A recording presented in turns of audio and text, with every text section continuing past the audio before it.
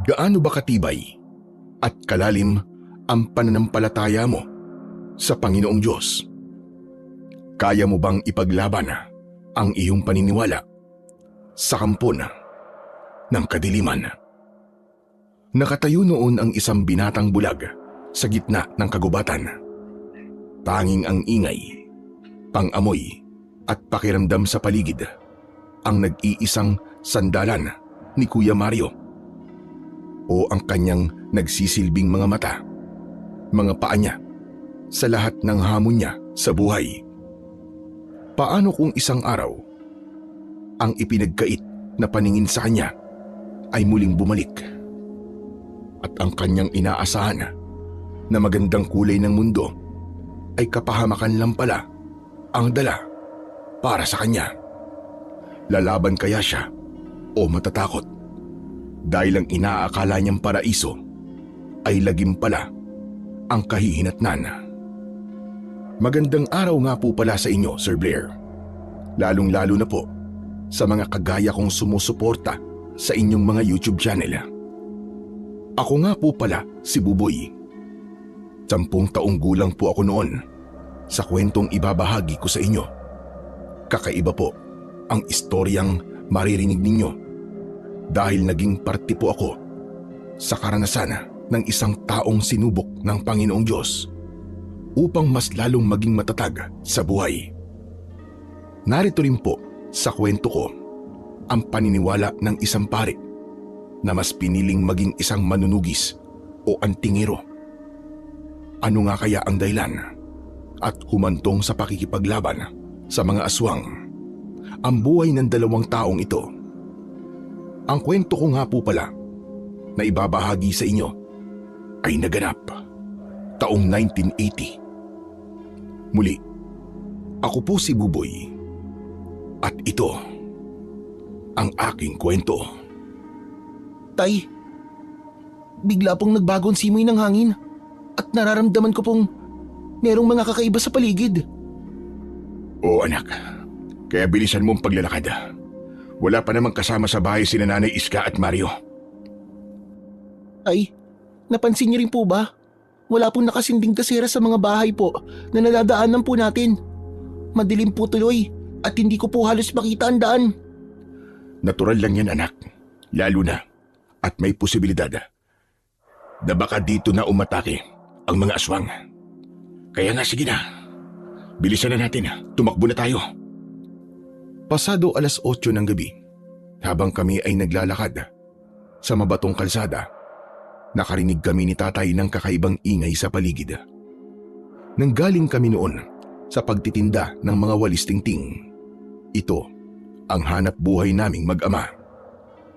Dahil mahal sa amin ang walis tingting noon, sinamantala namin ang pagkakataon para kumita. Nangyari kasi ang pangangailangan sa walis magmula ng mabalitaan ng mga tao ang panggugulo ng mga aswang sa bawat baryo. Naniniwala kasi ang iilan na mabisang pantaboy daw sa kampo ng kadiliman ang walis tingting. Nang makarating naman kami ni tatay sa bahay, ay nadatnan namin si Lola Iska at Kuya Mario na naghihintay rin sa pagdating namin. Mabilis na isinara ni tatay ang pinto at mga bintana. Tay, mabuti naman po at dumating na po kayo ni Buboy. Oo anak, kumusta kayo rito? Nay, ano po ba nangyayari sa baryo natin? Bakit masyado po yatang madilim? Nariyan na naman sila, Roberto. 2 linggo ang itinagal ng kanilang pananahimik. Ngayon na lang ulit sila bumalik. Tay, Lola, may huni na naman po ng ik-ik. Lola Iska, ano po bang dahilan at natatakot po ang mga tao sa huni ng ik-ik? Ang naririnig niyong paghuni ng ik-ik ay hudyat yan na nasa paligid lamang ang aswang. At kapag may nakita silang tao sa labas, siguradong papatay nila kagad. Kung gano'n, kailangan po natin silang itawid dito, Nay. Marami na naman na mapapahamak. Baka po maulit ang mga nangyari noon. Huwag tayong mangialam, anak. Mas mabuti lang hindi natin sila pakikialaman. Kung mauulit ang mga nangyari noon, baka mas maraming mamatay ngayon. Nay, Kapag wala po tayong ginawa, habang buhay na lang tayong matatakot sa mga aswang. Tumahimik ka, Roberto. Ang pagiging antingerong manunugis mo ng aswang ang itigil mo. Dahil baka ikaw ang hinahanap ng mga aswang na yan. Nag-iingat po ako. Nagtataka lang po ako dahil nakarating na sila rito. Ibig sabihin nun, dumarami na po sila. Tay, ano po bang pinag-uusapan nyo?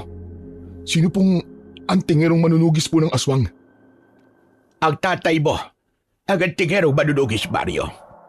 Magmula nang maraming mamatay sa pamilya namin, naging ganyan na siya. Naging isa siyang antingero. Tay, paano po? Kung kayo nga po ang hinahanap ng mga ik-ik. Haharapin ko sila, anak. Alam ko na hindi ako pababayaan ng Diyos. Mas makakabuting tumigil ka na sa pakikipaglaban sa mga aswang.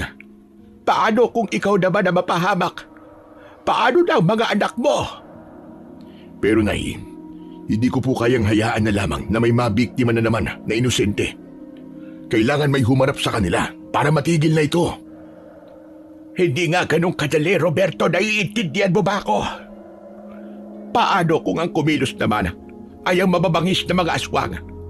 Tandaan mo, hindi lang sila ang makakalaban mo kapag nakialam ka. May iba pa po bang mga aswang? Ibig sabihin po marami po sila? Oo, Mario. Marami sila. Napakunot ang noo ko nang marinig ko ang usapan ng tatlo sa harapan ko. Kahit nakikinig lang ako sa kanila, bakas ang takot sa kanilang anyo. Maging si Kuya Mario, na kahit bulag ito, ay tila ba nakikita nito ang itsura ng mga aswang. Madalas kasing ilarawan ni tatay ang itsura nila kapag nagkikwento ito kay Kuya Mario. Kung minsan, ako naman ang naglalarawan kay Kuya Mario kapag may gusto itong malaman sa paligid. Ano po ba ang dahilan? At nag-aalala sila kapag may ik-ik po sa paligid. Ang mga ik-ik, mga ibon sila na isinumpa. Ginawa silang alipin ng ibang aswang. Oo, mababang uri lang sila kumpara sa ibang mga lumilipad na aswang. Pero malaking tulong pa rin sila sa mga amo nila. Teka, paano po nangyari yon, Lola? Sila ang nagbibigay ng hudyat sa mga amo nila kapag nakakakita sila ng pwedeng biktimahin. Pero tandaan nyo, hindi lang sila nagbibigay ng hudyat sa mga kapwa nila aswang, pati na rin sa atin na mga tao. Paano po nila ginagawa yon, Lola Iska? Sa paghuli nila, doon natin malalaman kung nasaan ang aswang. Kapag ang tunog ay parang galing sa itaas, ibig sabihin nasa lupa ang aswang. Pero kapag ang tunog ay parang galing sa ibaba, ibig sabihin nasa impapawid ang aatake sa iyo. Natahimik kami ni Kuya Mario dahil sa sinabi na yon ni Lola Iska. Nasa ganong sitwasyon kami nang lumapit sa amin si tatay. Nakiramdam kami sa paligid hanggang sa biglang nawala ang ingay ng ik-ik. Lola, kanina pa po ako nakikinig tungkol po sa ik-ik. Pero hindi niyo naman po nababanggit ang tungkol po sa amo nilang aswang. Buboy, tama na yan. Tay, bakit po ba sa tuwing nagtatanong po kay Lola Iska ng tungkol po sa among aswang ng mga ik-ik, palagi niyo na lang po akong pinipigilan? Hindi naman sa ganun, anak. Baka matakot ka lang kasi. Tay, malaki na po ako. Sige na po, Lola Iska. Gusto ko po kasing malaman kung ano pong klase ng aswang ang kinatatakutan ng mga tao sa baryo natin. Siya nga naman po, Lola. Kahit bulag po ako, gusto ko rin pong malaman kung ano pong klase ng aswang ang amo ng mga ik-ik. Bueno, at mapilit kayong dalawa. Nay, wag na po. Roberto, iho, wag mo na akong pakikialaman. Makinig ka na lang din sa ikikwento ko. Nang malaman mo kung gaano kalakas ang aswang na palagi mong hinahanap. Heto, makinig kayong mabuti. Umayos muna ng upo si Lola Iska. Sa kanya sinimulan ang kwento sa aming dalawa ni Kuya Mario. Ang amo ng mga ik-ik ay ang aswang na hurushos. Ano po? Hurushos po? Kakaiba po ang pangalan ah. Dahil sila ang mga uri ng aswang na merong anyong engkanto. Karaniwan mga bata ang kanilang pinipiling biktimahin dahil sa mas matindi ang lasa ng mga ito kumpara sa mga ordinaryong tao. Ang sino man napipigil sa kanila na kumain ng bata ay agad nilang pinapatay at sinisip-sipan dugo. Pero sa gayon, wala na talaga silang pinipili.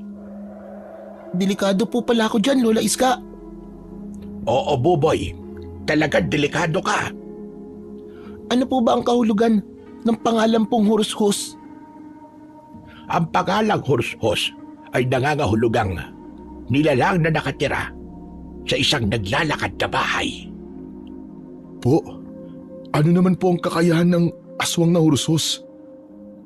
Marunong silang gumamit ng itim na karunungan. Ano pa po ang kakayahan nila maliban po doon? Nagtataglay rin sila ng talino na maihahalin tulad sa mga laman lupa. Gamit ang kanilang lakas ay kaya nilang umalipin ng mga itim na engkanto. Isa yun sa mga dahilan kung bakit pinangingilagan sila ng mga albularyo at ng mga antingero. Hindi naman po palaging malakas ang aswang na Hurushus. Ano naman po ang kanilang kahinaan? Pinakamatinding kahinaan ng Hurushus ay ang punyal na hawak ng kanyang anak. Bihira yun mangyari dahil sino ba namang anak ang gugustuhin patayin ng kanyang ama? Maliban po roon, ano pa po? Sa datang galing sa mahiwagang ermitanyo, pinakamabisa ay ang mutya ng mata ng agila. Talagang mahihirapan silang labanan ang taong magtataglay nito. Pwede rin siya ang pangalawang kahinaan ng Hurushus. Kailangan busilak ang puso ng gagamit ng ganong klaseng kapangyarihan. Wala na pong ganun, Lola Iska. Halos lahat na po ay makasalanan. Kadalasan ang tinutukoy na merong busilak na puso ay ang mga taong may kapansanan. Lalo na ang mga bulag. Pumagitna ang katahimikan sa loob ng bahay namin nang magsalita si Lola Iska ng ganun. Kaya naman, si tatay ang nagsalita upang mabaling ang usapan sa ibang paksa. Tama na munang pagkikwentuhan, Nay. Tigilan niyo na po mga bata. Hindi na ako nagkikwento.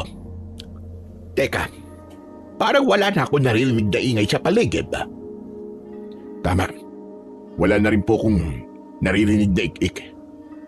Siguro po umalis na rin po ang mga nilalang na yun.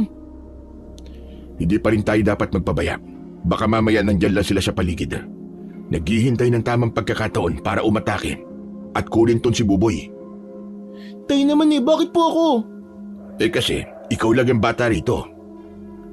Magmula nang magkwento si Lola tungkol sa aswang, hindi ko na narinig na nagsalita si Kuya Mario.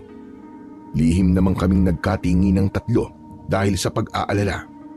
Madalas kasing malungkot si Kuya Mario kapag naririnig niya ang salitang bulag.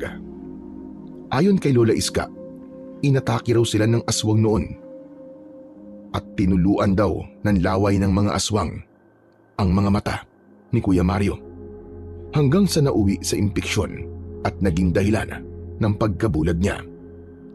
Teka, Roberto, saan ka mapupunta? Dito lang po, Nay. Huwag kang lalabas, anak. Hindi po ako lalabas, Nay. Pero sisilip lang ako sa bintana. Titignan ko lang po kung ano nangyayari sa labas. Tay, sasama po ako sa inyo. O sige, Buboy. Tay, tara na po. Ang totoo, hindi pa ako nakakakita ng aswang. Sayang lang at hindi ko na itanong kay Lola kung ano ang itsura ng mga Hurushus. Dahan-dahan kaming naglakad papunta sa bintana. Sumilip kaming dalawa sa labas at iginala ang tingin sa paligid. Wala namang kaming napansing kakaiba at ang mga kabahayan ay may liwanag na rin mula sa mga gasera. Napabuntong hininga ko. Nabawasan ang takot ko dahil wala na nga ang mga aswang sa paligid. Bumalik na tayo kay Nanay at Mario. Wala nang aswang sa paligid. Sige po. Buboy anak, bantayan mo palagi ang Kuya Mario mo ha. Opo. Pero bakit po? Hindi naman po siya palaging umaalis ah. Anak, nakalimutan mo na ba? Palagi siyang pinupuntirya ng mga aswang. Ano po bang dahilan, Tay? Bakit po si Kuya lang? Hindi ko rin alam kung anong meron sa kapatid mo. Palagi siyang hinahabol ng aswang. Palaging pinagbabantaan ng buhay niya.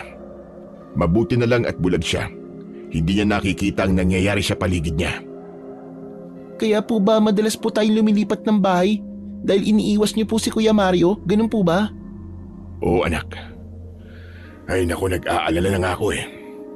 Mukhang natuntun na naman siya ng mga aswang. Kaya po pala, kailangan kong bantayan si Kuya Mario. Hindi po kaya dahil sa nangyari sa kanya noon?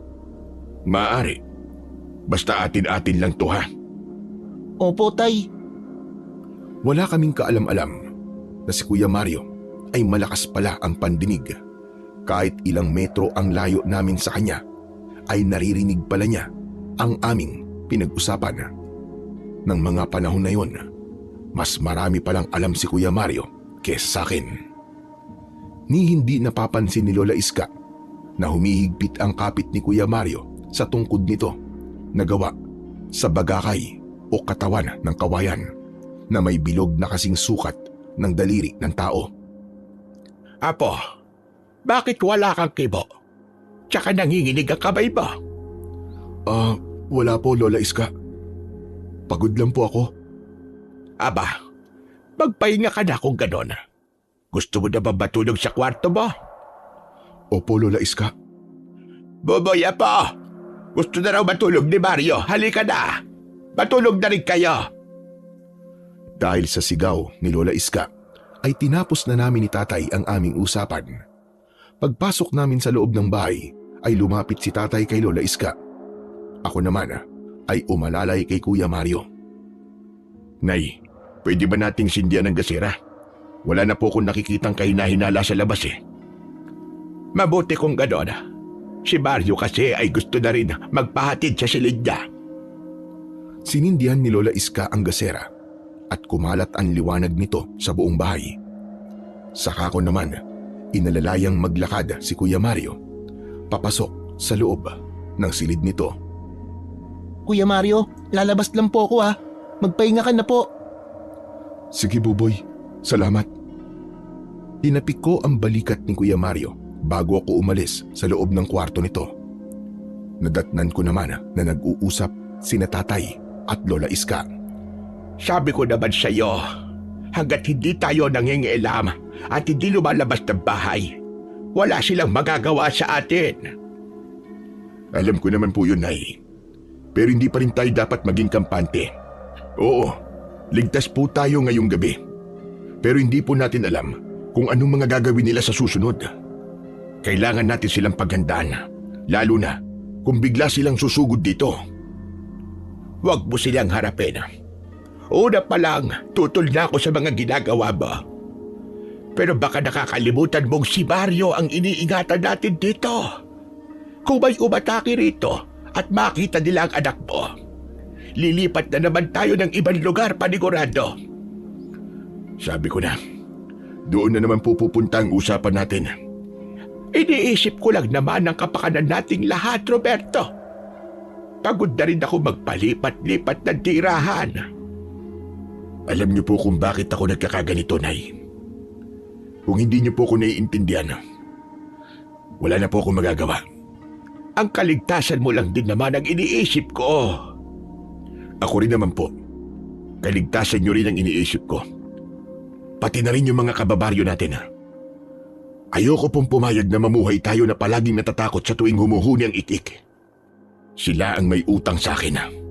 Kaya dapat sila ang matakot sa akin. Hay nako, balang araw maiintindihan mo rin kung bakit ako nagkakaganito. Natatakot ako na baka pati ikaw ay mawala sa akin.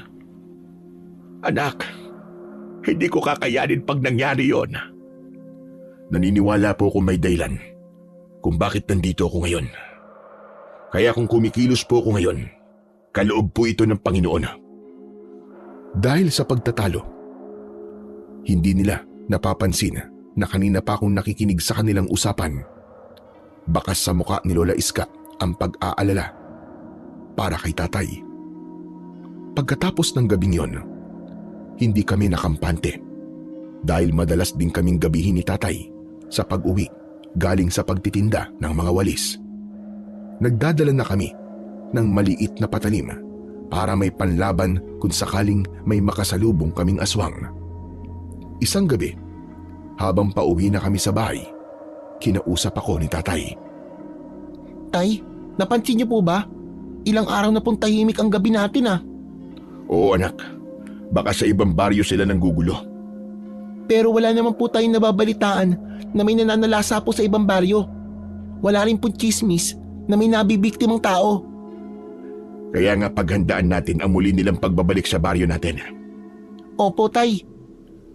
Huwag lang talaga silang magkakamali na subukan dito sa atin manggulo. Ipapakita ko talaga sa kanila kung ano ang hinahanap nila. Ako naman po, ang pipilipit sa kanilang leeg, Tay. Lalo na po kapag si Kuya Mario na ang kinuha nila para saktan. Ang tapang mo naman. Baka mamaya kapag nandyan na ang aswang, mauna ka pang tumakbo sa akin. Naku, hindi po, Tay ha. Hindi po mangyayari yon. Hindi po sila sasantoy ng kutsilyo ko. Tignan nyo. Kaya hindi po ako natatakot sa kanila. Ay nako, napakahusay mo talagang bata ka. O siya, sige na. Malalaman natin kung talagang matapang ka kapag ka may nakaengkwentro na tayong aswang. Talaga po. Makikita niyo po kung gaano po ako katapang. Oo na, bilisan mo na sa paglalakad nang makarating na tayo sa bahay. Samantala, sa bahay naman sa loob ng silid ni Kuya Mario, tahimik lang siyang nakaupo sa tabi ng bintana. Naghihintay sa pagdating namin. Pero habang nakatanaw siya sa labas at pinakikinggan ang huni ng mga insektong panggabi, biglang nangibabaw ang ingay ng kaluskos sa paligid. Mabilis na kinapa ni Kuya Mario ang kanyang tungkod at napatayo sa kinauupuan. Sino yan? Buboy? Tay? Lola Iska, kayo po ba yan? Walang sumagot sa pagtawag ni Kuya Mario. Wala kaming kaalam-alam na lumabas pala saglit si Lola Iska kaya walang naiwan sa tabi nito. Hindi namin inaasahan na meron na palang magaganap na masama sa kapatid ko. Sino yan? Sumagot ka! Teka, bakit parang ang baho ng singaw ng hangin sa loob ng kwarto ko? Nagsipagtaasan ang mga balahibo niya sa kanyang katawan nang marinig niya ang angil mula sa kanyang likuran. Tama lang pala ang tatig ko. Mag-isa ka lang dito. Ikaw? Paano mo ako nahanap? Walang imposible sa kapangyarihan ko. Baka nakakalimutan mo may kapangyarihan akong sundan ang amoy mo. Hindi pa ako tapos sa'yo. Hindi namin alam ni tatay na si Kuya Mario pala ay alam man tungkol sa aswang na hurushos. Ayaw lang nitong mag-alala kami kaya nagpapanggap siya na walang alam. Bakit mo ba ako ginugulo? Bakit mo ba ako sinusundan? Tigilan mo na ako! Hindi ka ba nagagalit sa akin? Ako lang naman ang pumatay sa nanay mo. At ako rin ang dahilan kung bakit nawala ang paningin mo. Hindi ka ba masaya na nasa harapan mo na ako ngayon? Magpasalamat ka at bulag ako. Dahil kung hindi, dalawa kami ni tatay na maghanap sa'yo para patayin ka. Masyado mo naman yatang binabaliit ang kakayahan ko. Hindi mo ba alam na kaya-kaya na kitang patayin dahil wala kang kasama ngayon? Huwag kang lalapit! Huwag kang lalapit! Pilit na iwinawasiwas ni Kuya Mario ang kanyang tungkod na para bang makakatulong ito sa kanya. Panay ang atras niya habang nagdadasal na sana ay hindi pa bumalik si Lola Iska para hindi ito mapahamak. Papatayin kita dahil pinatay ng tatay mo ang asawa ko at anak. Gusto kong maramdaman niya Ang sakit na naramdaman ko noon. Alam kong may iba pang dahilan kung bakit hinahangad mo mamatay ako. Isa pa, ikaw ang nauna ng gulo sa buhay namin. Kaya kung namatay ang asawa at anak mo, kasalanan mo yun. Dahil mahina ka. Kampong kayo ng kadiliman na walang karapatang mabuhay dito sa mundo. Patay na ang asawa ko. At hanggang ngayon, hindi pa rin tumitigil si Roberto sa pagpatay sa mga kalahi ko. Kaya naman, igaganti ko ang angkan ko. Uubusin ko rin ang lahi ninyo. Ang lahi ninyo dapat na maubos. Hindi ang lahi naming mga tao. Kahit hindi nakakakita si Kuya Mario, nagawa niyang makipaglaban sa aswang para ipagtanggol ang kanyang buhay. Walang nagawa ang hurushos nang iwas-iwas ni Kuya Mario ang tungkod niya. Nagwala ito sa loob ng kwarto ng kapatid ko. Buwisit! Kakaiba ka talaga sa lahat. Kaya gustong-gusto kong matikman ang dugo mo. Subukan mo! Nang makita mo ang hinahanap mo. Matapag ka pa rin. Kahit wala kang kasama sa bahay na ito. Dahil ako lang naman ang kaya mo. Kung lalaban ka sa katapat mo, magiging basura ka lang sa kalaban mo. Kayong mga tao totoong basura. Isa kayong ulam. Pagkain na ginawa ng Diyos para sa amin. Lahat kayo, sira ang ulo. Lumalaban kahit hindi kaya ang kalaban. Tignan natin ngayon kung sino talaga ang sira ang ulo. Pilit na hinagilap ng tungkod ni Kuya Mario ang aswang na hurus-hurus. Ngunit nakakaiwas ito sa bawat pag-atake niya. Nang makahanap ng pagkakataon ng aswang sa isang iglap, nasa harapan na ito ni Kuya Mario. Ang mga mata nitong nanlilisik ay puno ng puot. Ramdam ni Kuya Mario ang init ng hininga ng aswang. Kaya nagawa niyang tamaan ito sa leeg. Napaatras ang kalaban at nahawakan ang leeg na nasaktan. Nang gumanti ito, dinakot ng aswang ang leeg ni Kuya Mario. Ngunit mabilis din itong binitiwan ang leeg ni Kuya Mario. Umatungal ito ng malakas habang nagtataka dahil umuusok ang kanyang kamay. Hindi maaari. Bakit may proteksyon ka? Kaya ba hindi ako makalapit sa'yo? Naggawin ko ang unang pag-atake sa'yo. Malinaw na may nagbabantay sa'yo na hindi ko nakikita. Anong pinagsasasabi mo? Tama ang kutob ko. Ikaw nga ang nakatakda. Kaya pala hindi kita napatay noon dahil may proteksyon ka. Sino? Sino ang naglagay ng proteksyon sa katawan mo? Kung alam ko man, bakit ko sasabihin sa'yo? Kaya mabuti pa, tapusin na natin ang labang to! Magkakasunod na palo ang ginawa ni Kuya Mario laban sa aswang. Kaya naging kampante siya na hindi siya masasaktan ng aswang dahil sa sinasabi nitong proteksyon. Maya-maya pa, napahinto sa pag-atake si Kuya Mario nang may naramdaman itong masakit sa kanyang sakong sa paa. Aray! Ang paa ko! Ang sakit! Lalo na dito sa sakong! Anong ginawa mo sa akin?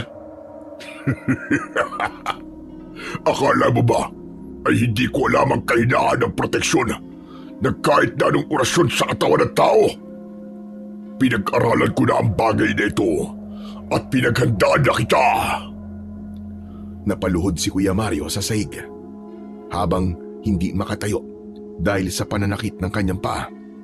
Bumulwak ang dugo niya mula sa sugat na likha ng kuko ng aswang na urushos. Samantala, nang tumigil kami ni Tatay sa tapat ng bakuran namin, ay nagulat kami sa malakas na sigaw ni Kuya Mario. Kasunod ng boses ni Lola Iska mula sa aming likuran. Roberto, nandito na pala kayo. Bakit hindi pa kayo pumasok sa loob ng bahay? Nay, iniwan niyo po mag-isa si Mario? Oo, mabilis lang naman ako eh. Hindi na tinapos ni Tatay ang sasabihin ni Lola Iska. Mabilis na siyang pumasok sa loob ng bahay. Sumunod kami ni Lola at tumambad sa aming paningin ang nakaluhod na si Kuya Mario. May sugat na ito sa katawan. Nasa harapan naman ito ang halimaw. Anong ginawa mo sa anak ko, hayop ka? Mabuti naman at dumating ka na, Roberto. Pagbasdan mo kung paano kung papatayin ang anak mo. Buboy, ang asin, bilisan mo! Walang epekto sa akin ang asin. Panoorin mo na lang itong gagawin ko sa anak mo. Saktong sasaksakin ng aswang si Kuya Mario. Nilukso na ito ni tatay. Nagpambuno ang dalawa. Habang ako naman, kumuha pa rin ng asin sa kusina at nagbaka sakaling gagana yon. Nang isaboy ko ang asin sa katawan ng hurushos, hindi nga ito tumalab. Takot na takot ako ng mga sandaling yon nang mapagmasdan ko ang aswang. Mukha siyang aso. Malaki ang katawan, maskulado, malakas at parang kidlat sa bilis. Si Lola Iska naman ay mabilis na nilapitan si Kuya Mario at inilayo ito. Tay, ano pong gagawin ko? Hindi po gumagana ang asin sa kanya. Hindi ako nakarinig ng tugon mula kay tatay dahil bumagsak siya sa sahig. Ibinalibag siya ng aswang ng paulit-ulit, maging ang dingding nasira na rin. Nakarating sila hanggang sa labas ng bahay. Nagip ng paningin ko ang buntot ng pagi sa dingding. Kinuha ko ito at inihagis kay tatay. Gamit ito, pinalo ni tatay ang aswang, kaya lang hindi talaga ito tinatablan. Wala kang kadalaan. Gusto mo na talagang mamatay. Muling nagpambuno ang dalawa sa harapan ko. Kaya nagkaroon ako ng pagkakataon para tulungan si tatay. Gamit ang punyal ko, isasaksak ko sana ito sa likod ng nilalang. Kaya lang, nasalo niya ang kamay ko at sinuntok niya ako sa dibdib. Bumagsak ako sa lupa habang namimilipit sa labis na sakit. Narinig naman ni Kuya Mario ang nangyari sa akin, kaya ito naman ang sumugod sa kinaroroonan ng dalawang naglalaban. Kung saan-saan tumatama ang palo nito gamit ang kanyang tungkod. Ang sumunod na nangyari, binuwat ng aswang si Kuya Mario at itinakbo papalayo sa amin. Tay, si Kuya Mario! Dinala ng hurushos! Hindi halos makabangon si tatay dahil sa bugbog na tinamo nito. Ako naman, mabilis kong sinundan si Kuya Mario at ang aswang na tumangay rito. Kuya Mario! Nasaan ka na? Naramdaman ko rin ang yabag ni na Lola at tatay. Hinanap namin si Kuya Mario sa madilim na bahagi ng kagubatan. Dahil madilim, talagang nahirapan kami. Samantala, habang nakasampay ang katawan ni Kuya Mario sa balikat ng aswang, meron na palang nilalang na nakasunod sa kanila. Hindi kami yun. Isang nilalang na nagbabantay kay Kuya Mario. Bitiwan mo ako! Saan mo ako dadalhin, hayop ka? Huwag kang balikot. Dahil kapag hindi ako nakapagtimpi, baka dito pa lang patayin na kita. Hindi mo magagawa mga binabalak mo sa akin. Nagkakamali ka. Magagawa ko na. Dahil hawak na kita. Uunti-untiin ko ang pagkain sa laman loob mo, pati sa dugo mo. Lintik lang ang walang ganti. Kasalanan mo kung bakit hinahanap ka ni tatay. Pinatay mo si nanay. Kaya nararapat lang na patayin ka. Kapag may nangyaring masama sa akin, magtago ka na sa saya ng nanay mo. Wala na akong nanay, Gugong. Wala akong pamilya dahil pinatay na ng tatay mo. Tsaka alam ko kung sino ka. Alam ko na hindi si Roberto ang tatay mo. Napulot ka lang niya. Huwag mo akong linlangin. Ibaba mo ako rito. Ibaba mo ako, hayop ka. Dapat lang na malaman mo na hindi mo siya tatay dahil malapit ka nang mamatay. Dala ng galit ni Kuya Mario, binayo niya ng suntok at siko ang balikat ng aswang. Kaya sabay silang bumagsak sa lupa. Tumama ang likod niya sa isang matulis na bato. Dumugo ang kanyang sugat, dahilan upang lalong maging agresibo ang aswang. Malayo na tayo sa kanila. Pwede na siguro kitang lapain dito. Akmang sasaksakin ng kuko ng aswang si Kuya Mario nang biglang may matandang lalaki ang lumitaw sa tabi ng hurusos. 2 palo ng tungkod ang tumama sa katawan ng halimaw, kaya tumalsik ito na pasadsad sa lupa. Mabilis itong tumayo at nakipaglaban sa isang matandang lalaki na bagong dating. Palitan ang mga ito ng pag-atake. Bakas sa katawan ng matanda na nahihirapan ito sa kalabang halimaw. Nang tamaan ng matandang lalaki ang hurusos sa kanyang leeg, napaatras ito. Ikaw na naman! Sino ka bang hayop ka? Bakit ba palagi mo akong pinipigilan? Ako ang naglagay ng proteksyon kay Mario para pigilan ang kasamaan mo. Kung natanggal mo man ang proteksyon ko sa kanya, hindi ka pa rin magtatagumpay na patayin siya. Tumigil ka! Huwag mo akong pakialaman. Marahil nandito ka para huliin ako. Pwes, bumalik ka na sa pinagbulan mo. Ikaw ang ibabalik ko sa pinanggalingan mo. Maraming lihim ang nakatago sa pagkatao ni Kuya Mario, kung bakit siya ang pinili ng matandang lalaki para bantayan at protektahan ito. Maya-maya pa ay umangil ng malakas ang hurushos. Itinaas nito ang kanyang kamay at dahil doon, namilipit sa sakit si Kuya Mario. Ay, tulungan niyo ako. Napakasakit ng sugat sa paa ko at sa likod. Parang pinipiga. Anong ginawa mo sa kanya? Ipinapakita ko lang sa iyo kung gaano ko kalakas. Kaya wag mo ko susubukan. Wag mo ring maliitin ang kapangyarihan ko. Heto sa iyo! Tuluyang naglaban ang 2 nilalang, kaya pansamantala nawala ang pananakit ng sugat ni Kuya Mario. Gumapang ito at kinapa ang kinaroroonan hanggang sa makarating siya sa malaking puno at doon siya sumandal. Nang tamaan naman ng matandang lalaki ang leeg ng hurus-huros, tumakbo ito para tumakas. Naiwan ang matanda habang habol ang sariling hininga. Nilapitan ito si Kuya Mario at hinawakan ng paa na nasugatan. Sino ka? Bakit palagi niyo akong inililigtas sa aswang na yon? Dahil ikaw ang aking napili.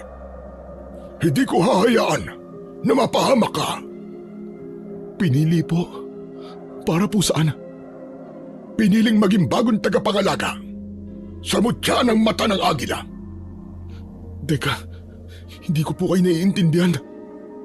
Alam kong mahirap maunawaan ang mga sinasabi ko. Ngunit kailangan ko tulong mo. Hindi ako pwedeng mangalaga sa mutya na nasa akin. Dahil ang kailangan nito ay ang taong may busilak na puso. Isang binatang bulag na kagaya mo. Narinig ko na rin po yan kay Lola Iska. Bakit palagi ninyong sinasabing busilak ang puso ko? Ngunit punong-puno po ng galit ang dibdib ko. Busilak ang puso ng taong walang sinasaktang ibang tao. Dalisay ang pagkatao mo dahil kahit kailan ay hindi ka gumawa ng kasamaan. Heto, tanggapin mo. Para sa'yo talaga to. Panahon na para mahawakan mo ito. Dahil hindi ka tatantanan ng aswang na iyon. Ano po itong inilagay niyo sa palad ko? Hugis bilog na makinis na parang bato. Yan ang sinasabi ko sa'yo na mutya ng mata ng agila. Ikaw ang bagong tagapangalaga niyan. Yan din ang dahilan kung bakit lihim kitang binabantayan. Dahil ikaw ang itinakda na magiging magiting na antingero.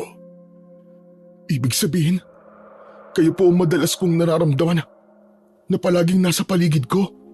Oo. Binabantayan na kita sa simula pa lamang. Nang isilang ka sa mundong ito, kung paano kang pinortekta ng nanay mo, kung paano siyang namatay dahil sa pagtatanggol sa iyo. Tugisin mo ang aswang sa pamamagitan ng mutyang yan. Maging isa kang magiting at mahusay na antingero. Pero paano ko naman po gagawin yun? Bulag ako eh. Sa pamamagitan yan, makakakita ka sa gabi. Ngunit sa araw, muli kang magiging bulag. Ano po? Bulag sa araw tapos makakakita sa gabi? Oo, Mario. Hetong tungkod ko. Gamitin mo rin. Hindi ko po matatanggap ang mga ito. Tsaka, sino po ba talaga kayo? Ako si Apong Magno, ang nangangalaga dati sa kalikasan at lagusan na ngayon ay unti-unti nang sinisira ng mga hursos. Sa pamamagitan ng mutya, mapapangalagaan mo ang kaligtasan ng lahat ng mga taga rito, pati na ang naninirahan sa kabilang mundo. Pero baka hindi ko po magawa ang inaasahan niyo po sa akin. Sa tulong ng mutya ng mata ng agila, makakaya mo silang harapin, maniwala ka. Paano po? Tsaka, ano po ba ang kakayahan ng mutya? Magtataglay ka ng kakayahang katulad ng saibong agila. Bukod pa ron, kikilalanin kang amo ng mabangis na agila na kayang pumatay sa mga aswang. Kaya sana, tanggapin mo ang kapangyarihan dahil kung hindi, ang buhay na babalutin ng lagim ang baryong ito at marami pa ang mamamatay. Walang nagawa si Kuya Mario kundi isuot ang kwintas sa leeg niya. Kasabay nito, naglaho ang sugat niya sa katawan. Marami pa sana siyang gustong itanong sa matandang lalaki, ngunit umalis na ito. Maya-maya pa ay tumayo si Kuya Mario, pero laking gulat niya nang mapagtanto niyang nakakakita na siya at nakikita niya na ang kanyang paligid. Nang tumingala siya sa langit, narinig niya ang huni ng isang agila. Nakita niyang bumaba ang ibon at diretsong dumapo sa kanyang balikat. Teka, ikaw na ba ang tinutukoy ni Apong Magno? Ha? Agila? Humuni ito ng malakas kaya napagtanto ni Kuya Mario na yun na nga ang kanyang magiging gabay. Maigpit niyang hinawakan ang kanyang tungkod at naglakad ng dahan-dahan. Kailangan niya pa ring magkunwaring bulag sa harap namin. Sa kabilang dako naman, sa kinaroroonan namin, halos maiyak na si Lola Iska at si Tatay dahil hindi namin mahanap si Kuya Mario. Ilang sandali pa ay nagulat kami nang makita namin siyang lumabas mula sa madilim na bahagi ng kakauyan. May tungkod ito at ang kapansin-pansin ay ang malaking ibong agila sa balikat nito. Tay! Si Kuya Mario! Ayun po! Diyos ko, ang anak ko! Halina kayo! Lapitan natin siya! Kuya Mario! Nandito na po kami! Buboy? Buboy, ikaw ba yan? Opo kuya! Nandito po kami! Nang malapitan namin siya, ay agad siyang niyakap ni Tatay at tinignan kung may sugat ba ito sa katawan. Anak, paano ka nakaligtas sa aswang na yun? Iniligtas po ako ng ibong nasa balikat ko, Tay.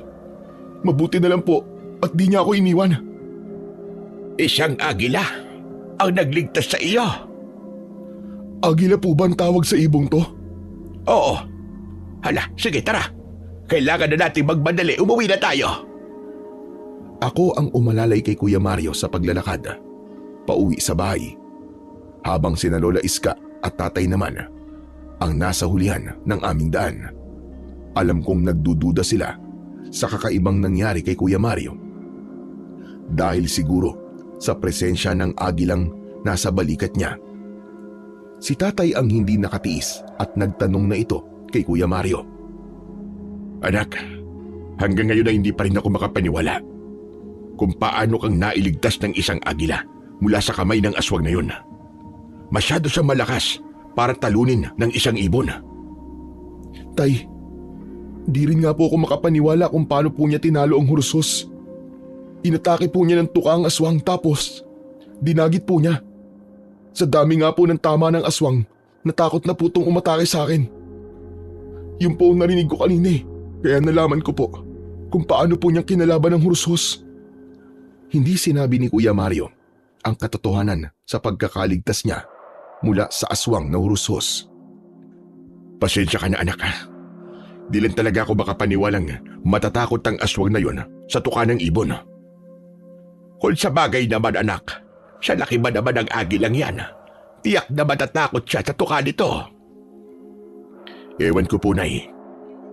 Pamilyar po kasi sa akin ang ibong yan. Nagtataka lang po ako kung paano niya nakilala ang anak ko. Hindi ko po maintindihan kung bakit alam niyo po ang tungkol sa agilang to, Tay. Pero may nalaman po ko. Anong nalaman mo, Mario? Roberto, Mario, sa bahay na lang natin pag-usapan yan. Kailangan na nating magmadali. Baka bumalik pa ang aswang. Nang sabihin yon ni Lola Iska, para bang nakaramdam ako ng kakaibang tensyon sa pagitan ng mga ito. Pagkalipas ng kalahating oras na paglalakad ay nakarating na kami sa bahay. Pagpasok namin sa loob ay isinaradong mabuti ni tatay ang pinto at ang mga bintana.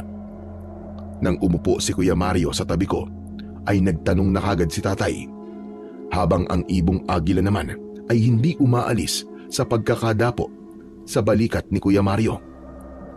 Anak, ano bang ibig mo sabihin kanina? Ano yung nalaman mo? Tay, gusto ko pong maging totoo kayo sa akin, ha. Sabihin niyo po, anak niyo po ba talaga ako? Kayo ba talaga ang tatay ko? Nagulat ako sa tanong na yun ni Kuya Mario. Nagpalipat-lipat ang tingin ko sa mukha nila. Kinabahan ako at natakot sa magiging sagot ni tatay. Maging si Lola Iska ay bigla ring namutla ang labi. Anak, ano ba namang klaseng tanong yan? Tay, ang tanong ko lang po ang sagutin nyo. At gusto ko po magsabi po kayo ng totoo. Kayo po ba ang ama ko? Hindi agad nakapagsalita si tatay. Kaya si Lola Iska na ang nagsalita habang nanghihina itong napaupo sa bangko. Roberto, panahon na siguro para ipagtapat kay Mario ang buong katotohanan tungkol sa kanyang pagkatao. Hindi natin ito maitatago sa kanya ng matagal. Mario anak, makinig kang mabuti ha. Hindi ako ang totoo mong tatay. Ngunit maniwala ka, itinuring kita na para kung totoong anak. Alam mo yan, di ba? Opo, Tay. Kaya lang, bakit niyo po itinago sa akin?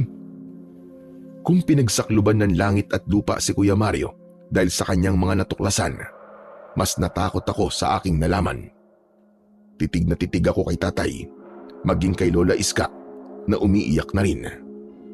Dahil nagulat si Kuya Mario, wala itong ibang ginawa kundi ang umiyak sa harapan namin. Ako naman ay napatayo, parang ako ang nasaktan. Nagduda na rin ako sa pagkatao ko. Tay, ano pong ibig sabihin nito? Paano hindi niyo po naging anak si Kuya Mario? Anak, huwag ka na muna sumali sa usapang ito. Makinig ka na lang. Ang Kuya Mario mo ay hindi ko totoong anak. Paano pong nangyari yun, Tay? Ako po ba? Anak niyo po ba ako? Parang sasabog ang dibdib ko sa tanong kong yun. Kahit nananahimik si Kuya Mario sa tabi ko, naririnig ko ang ingay ng tibok ng puso ko at nabibingi ako dahil sa pag-aalala. Takot na takot ako sa maaaring isagot sa akin ni tatay. Dahil sa reaksyon ng kanyang muka, para bang alam ko na rin kung ano ang isasagot niya. Ibig sabihin po, hindi niyo rin po ako totoong anak, Tay? Hindi ko rin po kapatid si Kuya Mario? Oo, anak. Patawarin niyo akong dalawa. Nay, paano ko po ba ipapaliwanag ito sa mga anak ko? Parang pinipiga ang puso ko nang mapasabunot si tatay sa kanyang buhok at napaupo sa upuang nakaharap sa amin ni Kuya Mario. Dahil nahihirapan si tatay sa pagpapaliwanag sa amin, si Lola Iska ang nagpatuloy sa pagsasabi sa amin ng buong katotohanan. Boboy Apo, ako ang nakakuha sa iyo sa gubat. May pusod ka pa noon at bagong silang. May nakapagsabi, iniwan ka raw ng nanay mo. Nang matuntun siya ng mga pulis, ikinulong siya. Lola Iska, bakit ngayon niyo lang po ito pinagtapat sa akin? Dahil hindi namin alam kung matatanggap mo. Patawarin niyo kami ni Roberto kung wala kaming lakas ng loob na ipagtapat sa inyo ang buong katotohanan. Pasalampak ako na paupo sa bangkong katabi ni Kuya Mario. Maya-maya pa ay nag-angat na ng muka si tatay para sagutin na ang mga tanong namin. Mga anak, kahit hindi ko kayo tunay na anak, mahal na mahal ko kayo. At ang turing ko sa inyo ay tunay ko ng mga anak. Alam niyo yan. Tay, sino po ang totoo kong ama? Wala akong alam tungkol sa mga magulang mo. 1 taong ka pa lang noon nang makita kita sa gubat. Hanggang ngayon ay wala pa ring malinaw na impormasyong makapagsasabi kung sino ang mga magulang mo. Wala po bang naghanap sa akin, Tay? Wala. Naghanap na rin ako sa mga karatig baryo. Pero talagang wala akong nahanap na impormasyon tungkol sa mga magulang mo. Ganun po ba? Nung panahon kasing yun, anak, kakatapos lang daw sumalakay ng mga aswang na hursos sa baryong ito. Saka kita natagpuan, kasama ang agilang nasa balikat mo. Ano po? Ang agilang yan, ang nag-iisang ibon na nagbabantay sa iyo na matagpuan kita sa gubat. Muntik pa nga niya akong tukain nang lapitan kita. Kaya nga nagtataka ko kung paano kayo nagkita sa gubat ng agilang yan. Para bang muli kayong pinagtagpo ng panahon. Pagkatapos na mag-usap ni Tatay at Kuya Mario, kami naman ni Lola Iska ang nag-usap. Ako po, Lola Iska. Saan po nakakulong ang nanay ko? Apo, wala na akong balita kung saan siya idilipat na kulungan. Huwag kang mag-alala. Magtatanong-tanong ako at hahanapin natin siya. Lola Iska, ano po bang pangalan ng nanay ko? Narda. Narda ang pangalan ng nanay mo. Pambihira po. Kapangalan pa po ni Darna. Kaya lang, kabaligtaran po siya ni Darna. Siya nagliligtas ng buhay ng tao, pero ang nanay ko po, nang iiwan ng anak. Hindi ko maitago ang galit ko para sa aking ina. Hindi ko matanggap na iniwanan niya ako sa gubat. Apo ko, huwag ka sanang magtanim ng sama ng loob sa nanay mo dahil hindi natin alam kung ano ang pinagdadaanan niya noon.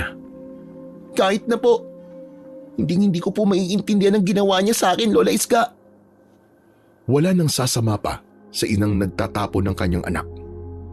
Kaya ng mga sandaling yon, hindi ko alam kung kanino ba ako magagalit. Pero wala namang kasalanan ang mga taong nag-alaga sa akin. Sa kanila pa nga ako dapat na magpasalamat. Dahil kahit hindi ako totoong galing sa dugo at laman nila, hindi nila ako pinabayaan. Tay, kung hindi niyo po kami totoong mga anak ni Buboy, nasaan po ang pamilya ninyo? Dati akong pari sa simbahan, Mario. Tinanggal ako sa serbisyo dahil nagmahal ako ng babae at nabuntis ko siya. Nasaan po sila? Dahil di ko siya napanagutan, iniwan niya ako at umuwi siya rito sa baryo namin. Pagkalipas ng 1 taon at 8 buwan, sinundan ko si Teresa dito para sana itama ang pagkakamali ko. Ngunit, wala na. Hindi ko na siya naabot ang buhay. Patay na raw siya kasama ang anak ko dahil inatake sila ng aswang. Marami ang namatay sa baryong ito kasama sila. Yung po ba ang dahilan kaya naging antingero kayo at manunugis ng aswang? Oo, Mario. Grabe ang galit ko noon. Ang ipinagtataka ko lang, ikaw ang puntirya ng aswang at hindi ako. Kaya nagpalamig ako. Tumigil ako at binantayan na lamang kita. Hindi po kaya may bahagi sa nakaraan ko ang konektado po sa mga aswang? Ewan ko, anak.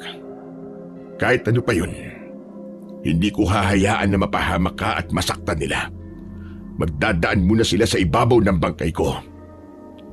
Tay, magpapahinga na po muna ako ha. Para po kasing bigla akong napagod eh. Buboy, anak. Ito tatandaan nyo. Mahal na mahal ko kayo. Ngayon ang Kuya Mario mo. Opo, Tay. Alam ko rin naman po yun. Mahal na mahal ko rin po kayo. Magpapahinga na rin po muna ako, Tay. Mario, di pa tayo tapos mag-usap. Gusto ko maliwanagan ang pag-iisip mo ngayong gabi. Kung marami ka pang tanong, sige lang, magtanong ka pa. Sa ngayon po, Tay, malinaw na po sa akin ang katotohanan. Hindi ko po kayo totoong ama. Pero wag po kayo mag-alala, Tay. Hindi po ako galit sa inyo. Sige po, papasok na po ako sa silid ko. Sabay kaming tumayo at pumasok sa loob ng tig-isa naming silid ni Kuya Mario. Kasama nito ang nakadapong agila sa balikat niya. Paghiga ko sa katre, umagos ang masaganang luwa sa aking pisngi hanggang sa tuluyan na akong napahagulgol ng mahina. Aaminin ko, masakit at parang ang bigat sa dibdib na ang pamilya pala na kinagisnan ko ay hindi totoong sa akin. Kung masakit man sa aming dalawa ni Kuya Mario, ang mga nalaman namin, mas doble ang sakit nito sa mga taong nagpalaki sa amin. Dahil saksi ako sa pagmamahal nila sa aming dalawa ni Kuya Mario. Samantala, sa kabilang kwarto naman ni Kuya Mario, kaharap niya ang agila na nakatayo sa maliit na lamesa. Nakatingin ang ibon sa kanya na parabang dumadamay sa kalungkutan niya. Kinausap niya ito na parabang tao. Narinig mo ba yun, Agila? Hindi ko pala sila totoong pamilya. Ang sakit ng kapalaran ko, di ba? Bulag na nga ako. Wala pang mga magulang. Pero pasalamat pa rin ako dahil sinabi sa akin ng aswang na yun ang buong katotohanan. Ang ipinagtataka ko lang, bakit alam niya ang tungkol sa bagay na yun? Kahit mahina ang boses, ay naririnig kong kinakausap ni Kuya Mario ang ibong agila. Ang buong akala ko totoo niya akong anak. Pero ayos lang. Mabuti naman silang tao sa akin. Inalagaan nila ako at minahal. Matagal na tumitig si Kuya Mario sa mga mata ng agila na tila ba naiintindihan nito kung ano ang nasa isip ng ibon. Maya-maya pa ay muli itong nagsalita. Tama ka, Agila. Kailangan kong harapin ang pagsubok na to. Kailangan mabigyan ng kasagutan ang mga tanong sa isip ko. Pero sa ngayon, naguguluhan pa rin ako sa nangyayari. Idagdag pa ang tungkol sa kwintas kong to. Pumagit na ulit ang katahimikan sa loob ng silid ni Kuya Mario. Maya-maya pa ay ibinuka ng ibong agila ang kanyang pakpak. Pagkatapos ay humuni ito ng dalawang magkasunod. Rinig na rinig ko naman ang huni ng ibon mula sa kwarto ko dahil abala ako sa pakikinig sa sinasabi ni Kuya Mario. Bahagya pa akong nagulat nang pumasok sa loob ng kwarto ko si Tatay. Anong ginagawa mo dyan, Buboy? Tay, wala po. May pinakikinggan lang po ako. Pinapakinggan mo ba ang kilos ni Kuya Mario mo sa loob ng kwarto niya? Opo, masyado po kasing tahimik ang silid ni Kuya Mario eh. Nag-aalala po ako sa kanya. Ay nako. Kung may magagawa lamang akong paraan, hindi ko nagugustuhin malaman niyo pa ang totoo. Kesa naman nagkakaganyan kayo. Tay, wala naman po kayong kasalanan. Hala, sige na. Matulog ka na at aayusin ko pa ang dingding ng silid ng kuya mo. Mahirap na, baka pasukin na naman tayo ng hursos. Magmula ng gabing yon ay napanatag na ang loob ko. Panahon na rin para kalimutan ang tungkol sa nanay ko. Ang mahalaga ngayon ay ang bago kong pamilya. Ang pagbabago sa buhay ko ay napansin ko rin kay Kuya Mario. Palagi na siyang tahimik, malayo ang iniisip at palaging kinakausap ang kanyang agila. Nakikipag-usap din naman ito kay Tatay, kaya lang ay iba na. Isang gabi, habang nasa sala ako at nakatanaw sa labas, nilapitan ako ni Lola Iska. Apo ko, bakit hindi ka pa matulog? Gabi na. Gusto ko lang po mapag-isa, Lola. Bakit? May problema ba? Wala po, may iniisip lang po ako. Ano bang iniisip mo? Si Kuya Mario po. Magmula po nang malaman po niyang hindi niya ako kapatid, bira niya na po akong kausapin, kahit po si tatay. May nagbago po sa kanya. Hayaan mo muna ang kapatid mo, Boboy. Kung natanggap mo ng mabilis ang nangyari sa iyo, iba ang kaso niya. Baka kailangan lang niya ng panahon para matanggap niya ang tungkol sa pagkatao niya. Sana po, Lola Iska. Miss ko na po kasi siyang kausap eh. Hala, sige na. Pumasok na tayo sa loob. Baka bibiglang sumalakay na aswang. Salamat po, Lola. Salamat po. At inalagaan niyo po ako. Inalagaan kita dahil apo kita. Kaya kalimutan mo na ang nakaraan. Magsisimula ulit tayo. Huwag kang mag-alala. May plano ang Diyos at balang araw ay mapapatawad mo rin ang nanay mo. Akmang papasok na kami sa bahay nang bigla kaming nakarinig ng malakas na huni ng ik-ik mula sa itaas. Boboy, bilisan mo! May aswang sa paligid! Bagya pa kaming nagulat ni Lola Iska nang mabilis na lumipad palabas ng kwarto ni Kuya ang agila. Lola Iska! Umalis po ang ibon ni Kuya Mario! Huwag ka mag-alala. Natitiyak ko na papatayin niya ang mga ik-ik. Kaya tara na, pumasok na tayo sa loob ng bahay. Mas lalong lumakas ang huni ng ik-ik, kaya napabilis din ang pasok namin ni Lola Iska sa loob ng bahay. Hindi namin alam na pinatay nga ng agila ang mga ik-ik. Wala kaming kaalam-alam na tuwing gabi merong nangyayaring kakaiba kay Kuya Mario. Iniisa-isa na pala niyang tugisin ang mga aswang dahil naniniwala siyang may kasalanan ang mga aswang sa nangyari sa kanya, lalo na sa naging dahilan ng pagkabulag niya. Kaya nang nasa loob na kami ng bahay ay hindi namin napansin na dumaan si Kuya Mario sa bintana. Sa kabila ng kadiliman ng paligid, malinaw na nakikita ni Kuya Mario ang daan. Maigpit niyang hawak noon ang kanyang tungkod. Doon ko naririnig ang mga angil. Hintayin niyo ako, mga halimaw kayo. Malapit na ako. Tudurugin ko kayong lahat. Tumingala sa langit si Kuya Mario. Nakita niya roon ang agila na parabang itinuturo sa kanya ang lokasyon ng kinaroroonan ng mga kalaban. Sinundan niya ito upang tumbukin kung saan nanggagaling ang naririnig niyang ingay ng pag-angil mula sa mga aswang. Mabilis ang takbo niya na halos kaya niyang sabayan ang lipad ng agila. Lumiliwanag din ang suot niyang kwintas na tanging siya lamang ang nakakakita. Pagkalipas ng kalahating oras na pagtakbo ay tumigil siya sa gitna ng kagubatan.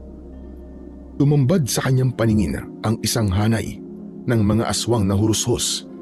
Nakilala niya ang pinuno ng mga aswang dahil sa boses nito.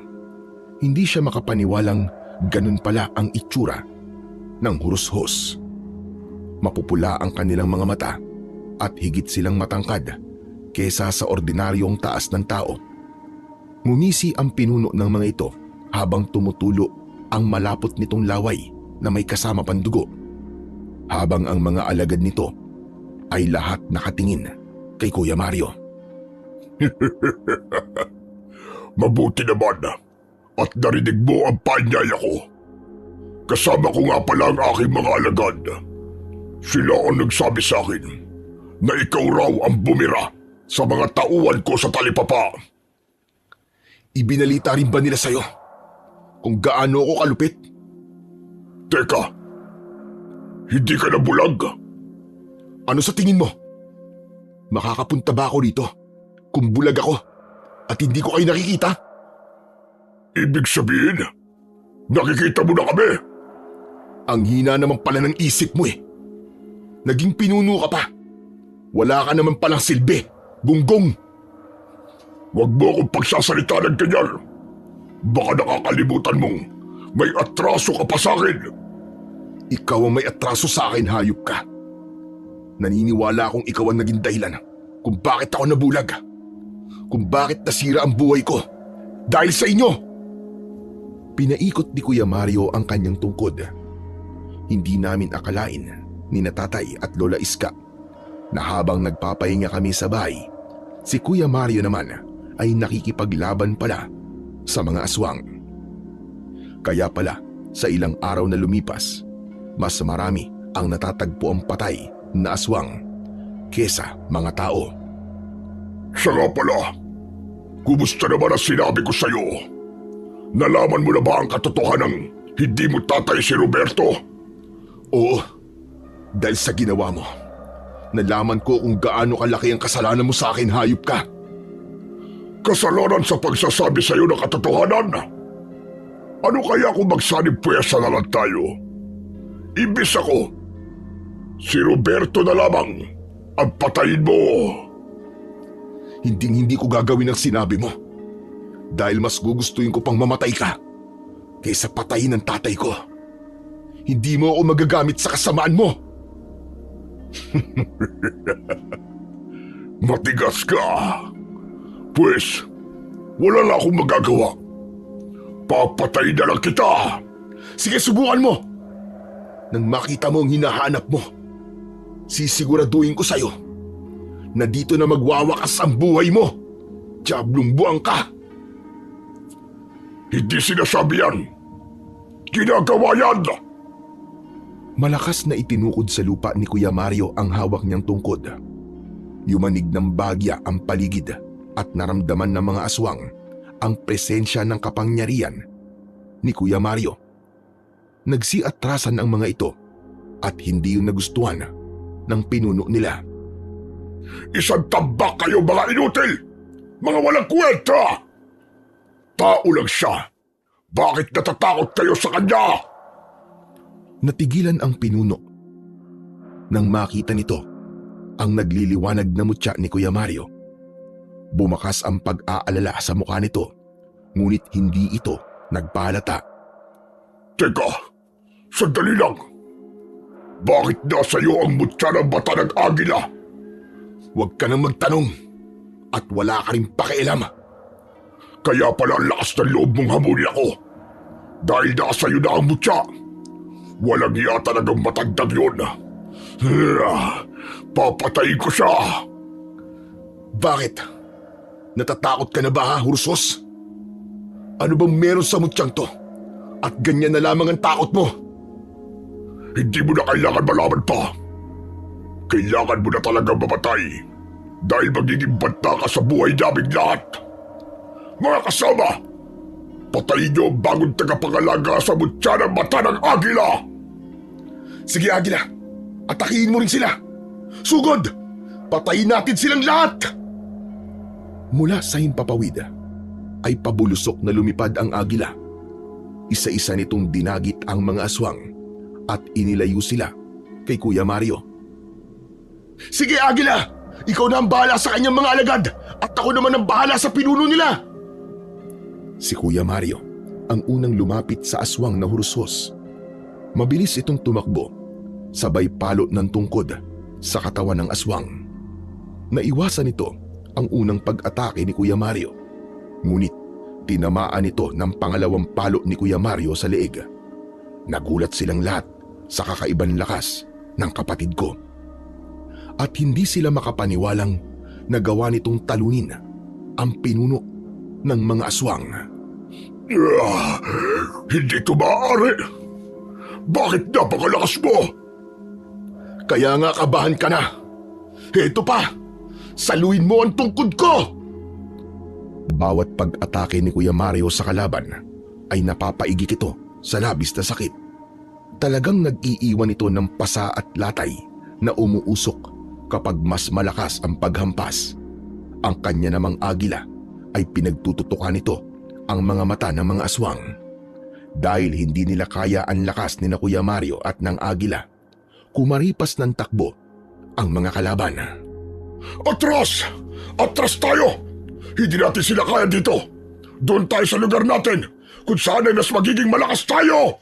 Atras! Dahil naging kampante si Kuya Mario na natakot nga talaga sa kanya ang mga aswang, hinabol niya ang mga ito. Pagkalipas ng kalahating oras, biglang nawala ang presensya ng mga aswang sa paligid, kaya tumigil sa pagtakbo si Kuya Mario. Inilingalinga niya ang kanyang paningin na tila ba may hinahanap, ngunit wala na siyang maramdaman. Maya-maya pa ay bumaba ang agila mula sa sanga ng puno at dumapo ito sa balikat ng kapatid kong si Kuya Mario. Samantala, sa bahay naman namin, sa loob mismo ng kwarto ko, pabaling-baling ako sa higaan. Hindi ako makatulog. Naaalala ko ang ibon ni Kuya Mario. Kaya naman, nagpasya akong lumabas ng silid ko para sana kausapin si Kuya Mario. Matagal na kasi kaming hindi nagkikwentuhan. Madalas kasing maaga siyang pumapasok sa kanyang silid para matulog. Kuya Mario, gising ka pa ba? Teka, walang sumasagot ah. Natulog na kaya siya? Nang kakatukin ko na sana ang kanyang pinto, ay naitulak ko ito pabukas. Kaya tumambad sa paningin ko na wala sa loob ng kanyang silid si Kuya Mario. Diyos ko, wala rito si Kuya Mario ah. Saan kaya siya nagpunta? Dala ng pag-aalala ko, pumunta ako sa silid ni na Tatay at Lola Iska. Kinalampag ko ang kanilang pinto para magising sila. Tay! Tatay! Buksan niyo po ang pinto! Lola Iska, gumising po kayo! Lola Iska! Bumukas kagad ang pinto ni Tatay at nagulat ito nang makita ko. O Buboy, bakit ang ingay mo? Tay, si Kuya Mario po wala sa kwarto niya. Ano ka mo? Tara po, tignan niyo sa silid niya. Wala po siya ron. Malaki ang hakbang na pinuntahan ni Tatay ang silid ni Kuya Mario. Samantalang si Lola Iska ay sumunod na rin sa amin. Diyos ko, nawawala nga ang kapatid mo, Buboy. Aba, saan naman pupunta si Mario? Hindi maganda to, Nay. Baka tinangay ng huros-huros ang anak ko. Aba, kailangan nating mahanap si Mario. Sasama po ako sa inyo, Tay. Sige anak, dalhin mo ang punyal mo. Ikaw naman po, Nay. Gasera na lang po ang dalhin nyo. Buntot ng pagi naman ang sakin. Sapat na itong panlaban sa mga aswang. Ano pang hinihintay nyo? Abay, tara na! Umalis na tayo! Tay, mauuna na po ako sa inyo. Wag anak, mapanganib. Kaya nga po kailangan ko nang umalis eh. Mapanganib po at walang kasama sa labas si Kuya Mario. Hindi ko na hinintay na magsalita pa sina Tatay at Lola Iska. Agad na akong tumakbo palabas ng bahay. Tinaha ko ang daan papasok sa kagubatan. Dala ang punyal. Konti lang ang liwanag na nakikita ko sa daan, kaya nahihirapan akong suungin ang masukal na kagubatan. Ngunit mas nangibabaw ang pag-aalala ko para kay Kuya Mario. Kaya nilakasan ko na lang ang loob ko, lalo na sa kalagayan nito. Maya-maya pa ay nakarinig ako ng malakas na pag-angil, sigawan at tunog ng paghampas ng isang kahoy sa katawan ng tao. Mas nilakihan ko pa ang hakbang para makarating kagad ako sa pinagmumulan ng ingay. Ngunit bigla rin naman akong natigilan nang tumambad sa aking paningin ang pakikipaglaban ng isang lalaki sa mga naglalakihang nilalang na mukhang aso. Hindi sila makaubra sa binatang may tanga ng tungkod. Dahil nga madilim, hindi ko kagad nakilala ang lalaki. Kuya Mario? Kinusot-kusot ko pa ang aking mga mata dahil hindi ako makapaniwala sa aking nakikita. Sa muling pagmulat ko ng aking mga mata ay nakita ko nga si Kuya Mario kung paano niyang kinakalaban ang mga aswang na umaatake rito.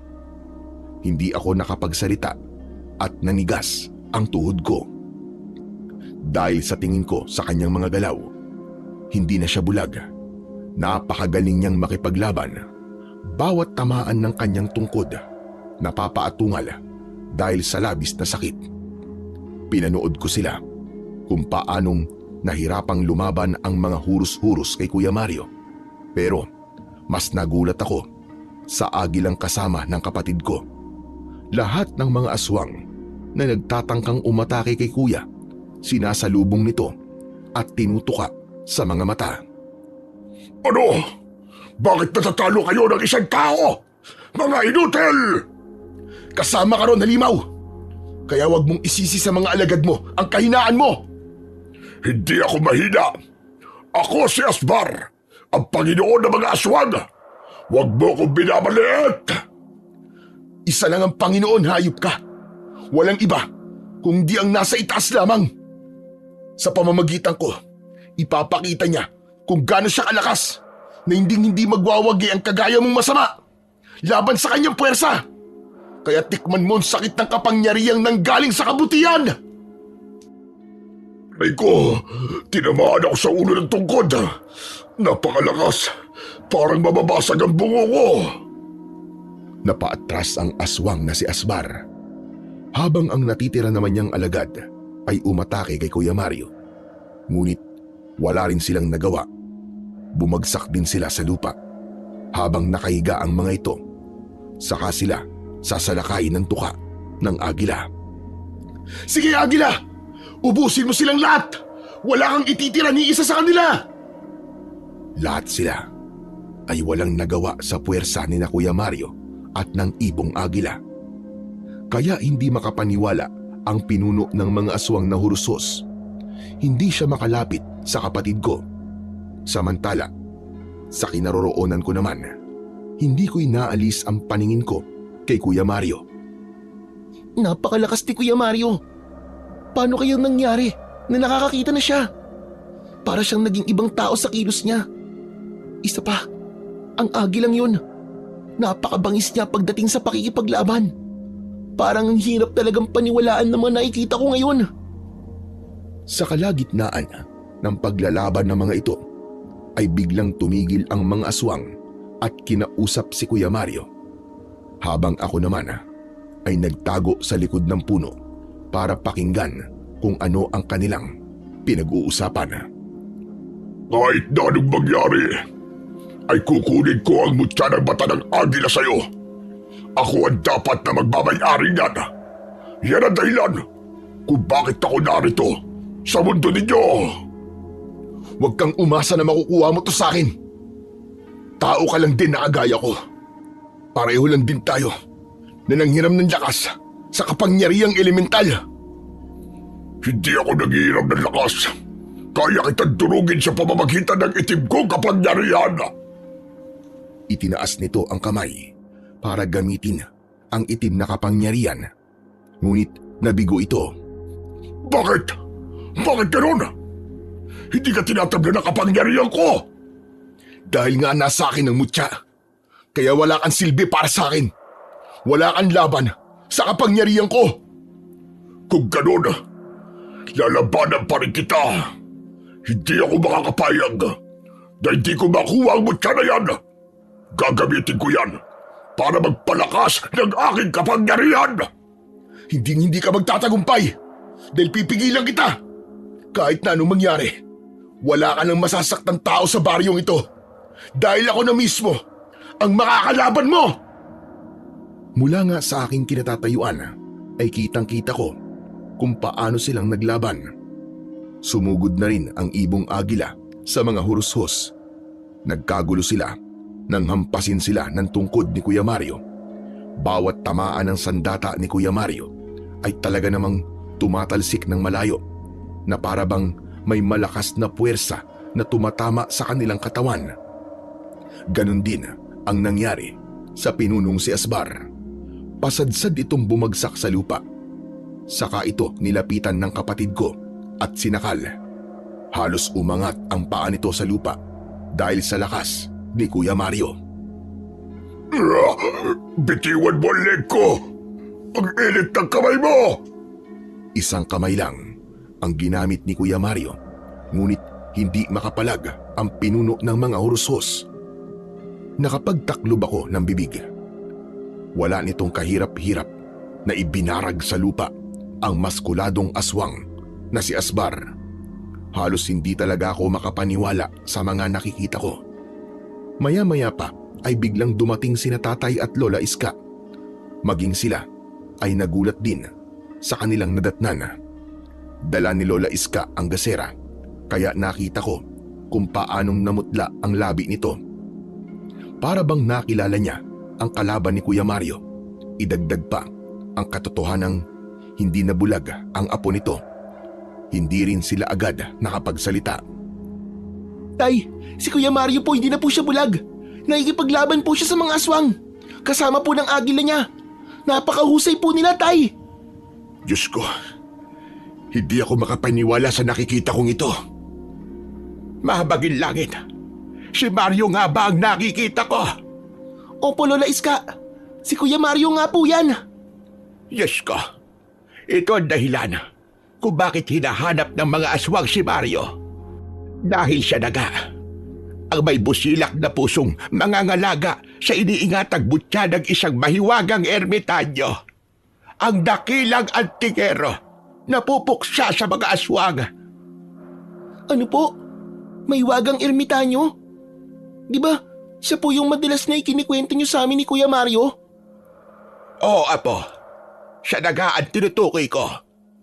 Kung ganun, nasa panganib ang anak ko. Nagkakamali ka, Roberto. Ang mga aswang na nasa panganib, iba ang lakas ng binatang bulag na may mutya. Natitiyak ko na ang agilang tumutulong sa kanya ay ang gabay ng mutya ng mata ng agila. Ano naman po ang ibig sabihin nun, Lola Iska? Ang nakikita ni Mario ay nakikita rin ng agilang yon. Magkaugnay sila. Sana hindi mapahamak ang agila dahil sa oras na masaktan ng ibon, manghihina naman ang may tangan ng mutya. Paano po? Kung mamatay po ang ibon, Lola Iska, mamamatay din po ba si Kuya Mario? Hindi. Ngunit mawawala naman ng bisa ang mutyang suot niya dahil patay na ang nagmamay-ari nito. Ipinagdasal ko na sana hindi malaman ng aswang ang kahinaan ni Kuya Mario. Tay, Lola, ano pong gagawin natin? Dito lang kayo, Buboy. Samahan mo lola mo. Tutulungan ko si Mario. Sige, nakaalalay lang kami sa iyo, Roberto. Buboy, dito ka lang sa tabi ko. Pero gusto ko rin pong tumulong. Paano po itong punyal na hawak ko kung hindi ko po magagamit laban sa mga aswang? Anak, makinig ka muna sa lola mo. Delikado ang labanan na ito at baka mapahama ka. Sige na, magtago na lang kayo rito. Hindi ko na nga napigilan pa si tatay nang tumakbo siya sa kinaroroonan ng mga aswang na naglalaban. Hoy! Ako ang harapin nyo! Mga diablong buwang kayo! Tay! Gumuhit ang pinaghalong takot at pag-aalala sa muka ni Kuya Mario nang makita niya si tatay na sumugod sa mga aswang gamit ang buntot ng pagi. Tamaan man ng sandata ni tatay ang mga aswang, hindi nila yon masyadong iniinda. Kaya nasira ang focus ni Kuya Mario sa pakikipaglaban at tinamaan ito ng kalmot sa kanyang tiyan. Lola Iska, si Kuya Mario! Tinamaan na po siya! Mali kasi ang pasok ng ama mo. Dapat sumugod siya nung hindi pa naglalaban sina Mario at ang aswang. Inalalayan ni tatay si Kuya Mario at batay sa naging pag-uusap nila, dismayado si Kuya Mario sa biglang pagdating ni tatay. Kaya lang, nabaling ang atensyon nila sa mga natirang aswang. Maging kami ni Lola Iska ay kinabahan din nang magbago ang kanilang itsura. Naging mas malaki ang mga ito. Tinubuan sila ng maraming sungay sa ulo. Ganon din ang pinuno ng mga hurushos. Higit na mas mabagsik na ang anyo nila. Kay tagal kong hinintay na muli tayo magkaharap, Roberto. Sa pagpatay mo sa asawa ko at anak, pagbabayaran mo ang buhay nila. Paano naman ang ginawa mo sa asawa at anak ko? Ikaw ang nauna. Pinatay mo ang mag-ina ko pati na ang pamilya niya. Kaya huwag kang umastang ikaw lang ang nawalan dito. Kung gano'n, matirang matibay, papatayin ko rin ang mga anak mo. Kapag ginawa mo yun, ay pagsisisihan mo na malaki at isusumpa mo na naging aswang ka. Alam ko ang kahinaan mo. Sa oras na saksakin ka ng anak mo, yun na rin ang magiging katapusan mo. Babalik ka sa mundo mo na isang malamig na bangkay. Kaya ngayon ang pagkakamali ginawa mo. Pinatay mo ang nag-iisang kahinaan ko. Kahit patay na ang kahinaan mo, narito pa rin ako. Ang mutya ko mismo magiging pangalawang kahinaan mo. Walang takot na sumugod si Kuya Mario sa mga kalaban. Ngunit nahawakan ng pinuno ng Ursos ang kamay ni Kuya Mario. Bitiwan mo ang anak ko, hayop ka! Hinampas ni tatay ng buntot ng pagi ang braso at katawan ng Ursos. Ngunit hindi ito natinag at humalakhak pa ng malakas. Sabay sakal din sa leeg ni tatay. Umangat ang paa nila sa lupa habang tumatawa ng malakas ang pinuno ng mga Hursos na si Asbar. Kapag nagpalit kami ng anyo, nanaragdagan din ang lakas namin! Maging ang agila ay tumulong na rin. Ngunit hindi nito iniinda ang tuka ng ibon. Kaya ang binalingan na lamang ng agila ay ang mga alagad ni Asbar. Lola Iska, papatay ni Asbar si na Kuya Mario at tatay. Kailangan may gawin na po ako. Hindi ko na hinintay. Napigilan pa ako ni Lola Iska. Mabilis akong tumakbo papalapit sa kinaroroonan ng mga ito. Mahigpit kong hinawakan ang aking punyal. Dahil gamit ng aswang ang dalawa nitong kamay, wala siyang nagawa nang ibaon ko sa likod niya ang punyal ko. Umatungal ito ng malakas, kaya naihagis nito sa malayo ang sakal niyang sina tatay at Kuya Mario. Rinig na rinig ko ang tunog ng pagbagsak nila sa lupa. Habang ako naman ang binalingan ng aswang. Nanlilisik ang kanyang mga matang lumapit sa akin habang umaangil. Buboy! Tumakbo ka na! Lumayo ka sa kanya, anak! Si Kuya Mario, pinilit niyang tumayo para pigilan ang aswang. Ngunit hindi pa ito nakakabawi ng lakas. Maging ang agila nito ay tila naramdaman din ang sakit na nararamdaman ni Kuya Mario. Isa ka pang bata ka! Naisahan mo ko ng punyal mo! Hindi mo ko mapapatay! Dahil hindi naman kita anak! Wala akong pakialam. Ang mahalaga, nailigtas ko ang pamilya ko. Isipin mo muna kung paano matatanggal ang punyal sa likod mo. Nagulat ako sa reaksyon ng aswang. Pilit niyang inaabot ang punyal at halatang nasasaktan ito. Umatungal ito ng malakas at napaluhod sa lupa.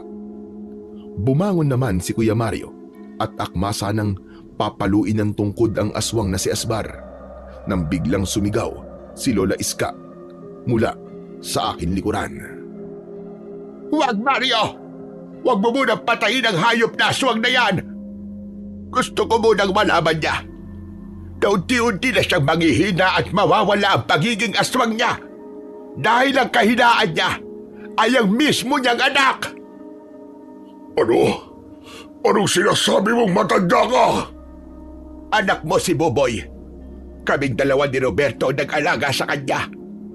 Nang mapatay ng anak ko ang asawa mo, dinala namin ang anak niyo upang hindi siya maging aswang na kagaya mo. Hindi kami kasing sama mo. Hindi totoo yan. Niloloko niyo lang ako. Hindi ko anak ang batang yan. Hindi maaaring magsinungaling ang epekto ng punyal mula sa anak mong si Buboy. Mamaya lang, magiging tao ka na at sapat na yon para masabing ikaw nga ang tunay na ama ni Buboy. Lola Iska, nagbibiro lang po kayo, di ba? Patawarin mo ko, apo ko. Nagsinungaling kami sa iyo. Hindi totoong nakulong ang nanay mo dahil ang totoo ay patay na siya.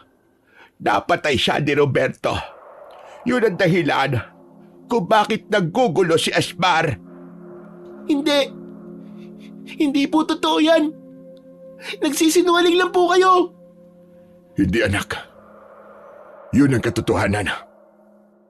Bago namatay ang nanay mo at naisilang ka, hiniling niya na ilayo kita sa tatay mo. Pinalabas namin patay ka na para hindi ka hanapin ni Asbar. Bakit po? Dahil balang araw, gagawin kanyang aswang sa pamamagitan ng pagpapasa ng bertud niya. Ngunit hindi ko hahayaan yon.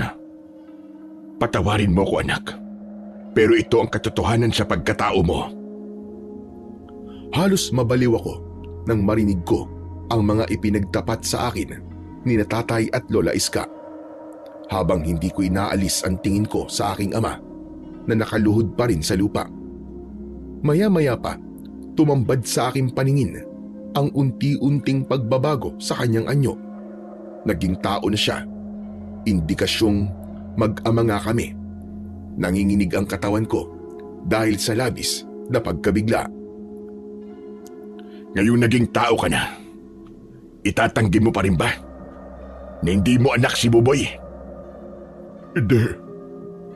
Hindi ko akalain na buhay pa pala ang anak ko.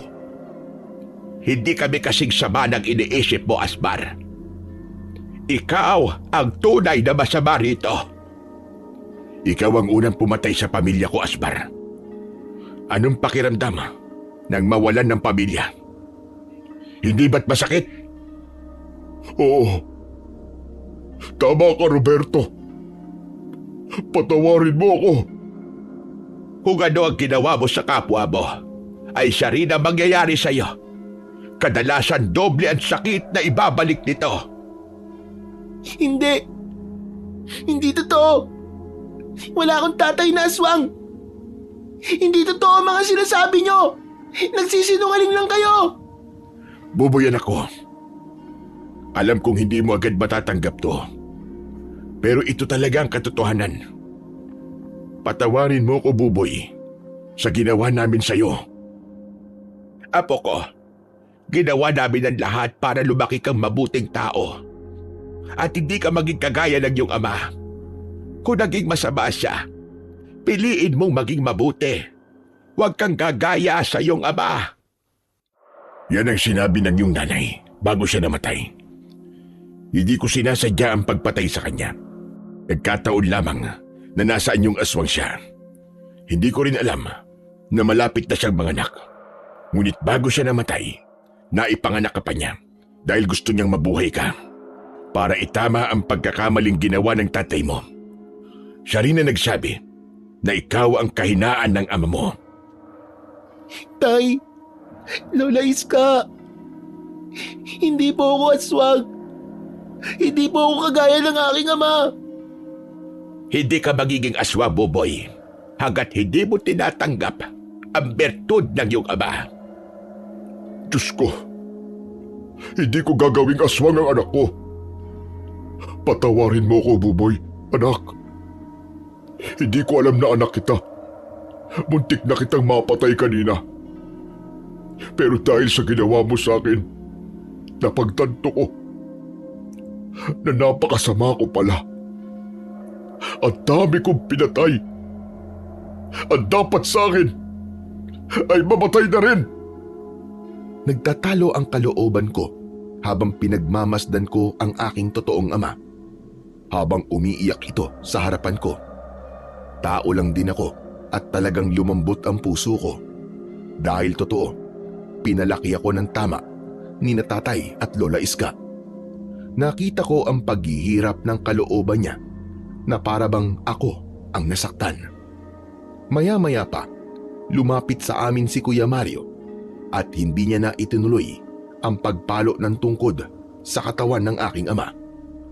Dumapo na rin sa balikat nito ang agila na tila ba nakikinig sa aming mga pinag-uusapan.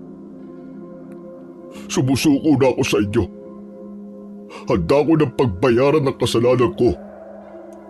Kung kamatayan man ito, maluwag kong tatanggapin.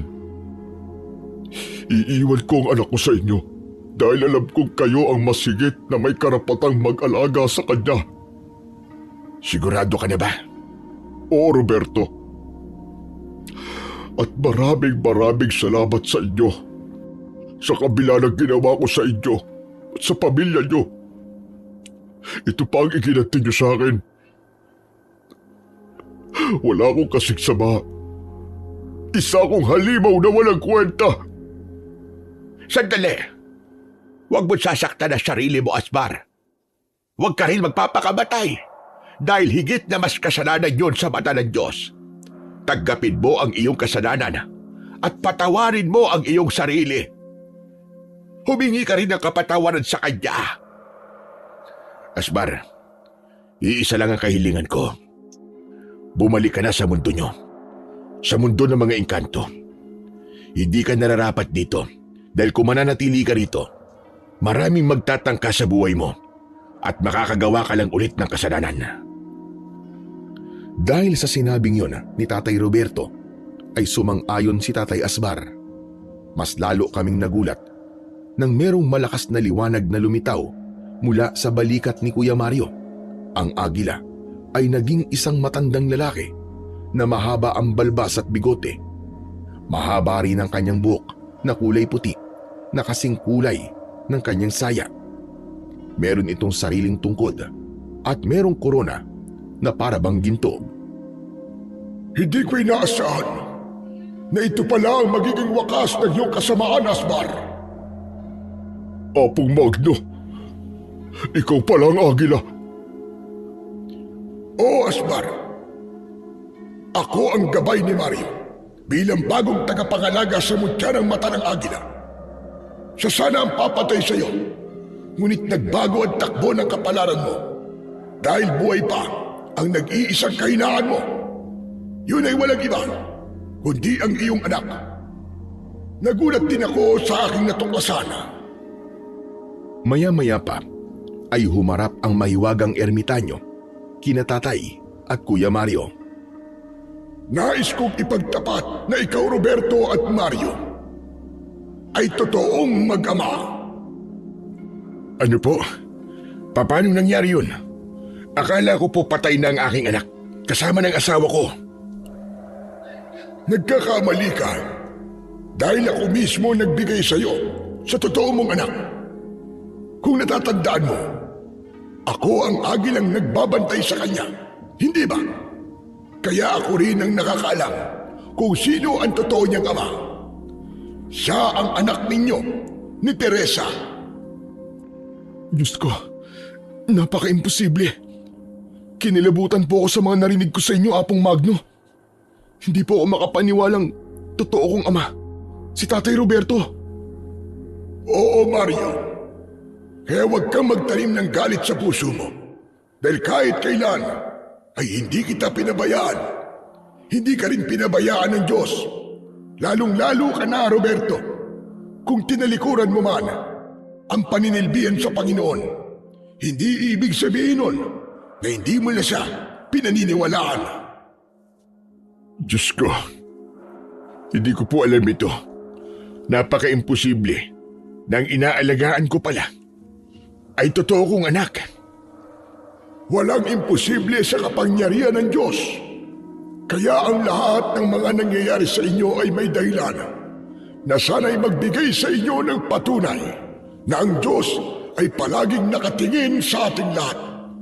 Alam niya kung ano ang plano niya para sa mga buhay natin. Nang marinig ko sila, isa lang ang napagtanto ko. Mahal ako ng Diyos at hindi niya ako hinayaan na maging masama, kagaya ni Tatay Asbar, sina Kuya Mario at si Tatay Roberto. Pinagtagpo sila ng Panginoon upang muling magkasama. Kaya naman, ipinagpasalamat ko sa Diyos na nabuo ang pamilya ko, ngunit hindi nga lamang sa magandang paraan, kundi sa karahasan mula sa mga aswang na huros-hos. Ipinagdasal ko na sana ay mapatawad ni Tatay Asbara ang kanyang sarili at patawarin din siya ng Panginoon. Ang pagsuko niya ay sapat na upang mapatunayan kong tuluyang nawala na ang kasamaan sa dibdib niya. Hindi ko napigilan ang sarili ko ng mga oras na yun. Mahigpit kong niyakap si Tatay Asbar. Tatay Asbar! Anak ko, patawarin mo ako. Patawad. Salamat po. Hanggang sa uli, ay tinanggap niyo na po ang pagkakamali niyo. Ako mismo ang bumunot ng punyal sa likod nito. Kitang-kita ko kung gaano siya namilipit sa labis na sakit. Pero dahil sa tulong ng mahiwagang ermitanyo, naghilom ang sugat nito matapos patakan nito ng kulay berdeng likido. Tuluyan na ngang isinuko ni Tatay Asbar ang kanyang bertud kay Apong Magno. Dahil may kasalanan si Tatay Asbar sa mundo ng mga engkanto, kailangan siyang sumama kay Apong Magno. Apong Magno, isinasauli ko na po sa inyo ang tungkod. Hindi, Mario. Para sa iyo talaga yan. Dahil mananatili kang bulag sa araw at sa gabi ka lang makakakita. Umalis na si Apong Magno at Tatay Asbar para magtungo sa lagusan papunta sa mundo ng mga engkanto. Sina Tatay Roberto at Kuya Mario naman ay nagyakap ng maigpit, habang si Lola Iska nilapitan niya ako at niyakap din ng maigpit. Sinabi nitong ang mga nakita namin ay kalimutan ko na. Marahil ay nagtatanong kayo kung may dugo akong engkanto. Wala po, dahil ang nanay ko ay tao kahit siya ay naging aswang. Nagiging aswang lang ang hurusos kapag nilunok niya ang bertud. Hanggang ngayon po ay nagpapasalamat pa rin ako kay Apong Magno dahil tinulungan niya ang aking kapatid na bulag na si Kuya Mario at ginawa niyang isang mahusay at matapang na antingero. Bago ko nga po pala tapusin ang istorya ko, ay nais ko lamang pong magpasalamat sa inyo, Sir Blair. Dahil binigyan niyo po ako ng pagkakataon na maibahagi sa lahat ang aking natatanging kwento na hindi ko po makakalimutan. Ako nga po pala ulit si Buboy. At ito ang katapusan ng aking kwento. At sana po ay may napulot po kayo na magandang aral. Sa kwentong inyong napakinggan, pinatutunayan lamang na sa mundo ng tukso at pagkakamali, mahalagang maunawaan natin na ang kasamaan ay hindi kailanman mananaig laban sa kabutihan kung ang puso ng tao ay nananatiling nakaugat sa pananampalataya sa Panginoong Diyos. Sapagkat ang tunay na lakas ay hindi nasusukat sa pagiganti, kundi sa kakayahang magpatawad. Ayon nga sa Roma 12:21, huwag kang padadaig sa masama, kundi bagkus daigin mo ng mabuti ang masama. Ang kapatawaran ang nagsisilbing sandata upang mapawi ang galit na matagal nang kinikimkim sa dibdib. At ito rin ang nagbubukas ng pintuan tungo sa kapayapaan ng kalooban. Matuto tayong harapin at tanggapin ang ating mga pagkakamali, sapagkat sa pag-amin ng ating kahinaan, doon nagsisimula ang tunay na pagbabago. Huwag nating hayaan ang ating sariling pagkukulang ang maging dahilan ng ating pagbagsak. Sa halip, gawin natin itong hakbang upang tayo'y maging mas matatag at mas malapit sa Diyos. Sapagkat tulad ng sinasabi sa 2 Korinto 12:9, sapat sa iyo ang aking biyaya, sapagkat ang aking kapangyarihan ay nahahayag sa kahinaan. Hindi maikakaila na mahirap kalaban ang taong labis nating pinapahalagahan, lalo na kung nasasaktan tayo. Ngunit sa kabila nito, pinapaalalahanan tayo na piliin pa rin ang kabutihan kaysa galit. Habang may oras pa, sikapin nating baguhin ang ating sarili, maging mabuti, maging mapagkumbaba, at maging magpatawad upang tayo'y maging kalugod-lugod sa mata ng Panginoong Diyos. Sapagkat ang buhay na inaalay sa kabutihan ay hindi hahantong sa kapahamakan, kundi sa liwanag ng kanyang pagmamahal. Maraming salamat po sa walang sawa niyong pagsuporta at pakikinig sa aking mga YouTube channel. At huwag niyo rin pong kalimutan na mag-subscribe at i-hit ang notification bell para sa mas marami pang makapigil hininga na kwentong aswang at katatakutan mula sa mundo ng kababalaghan. Hanggang sa muli po at pagpalain kayong lahat ng ating dakilang Diyos na siyang pinakamakapangyarihan sa lahat.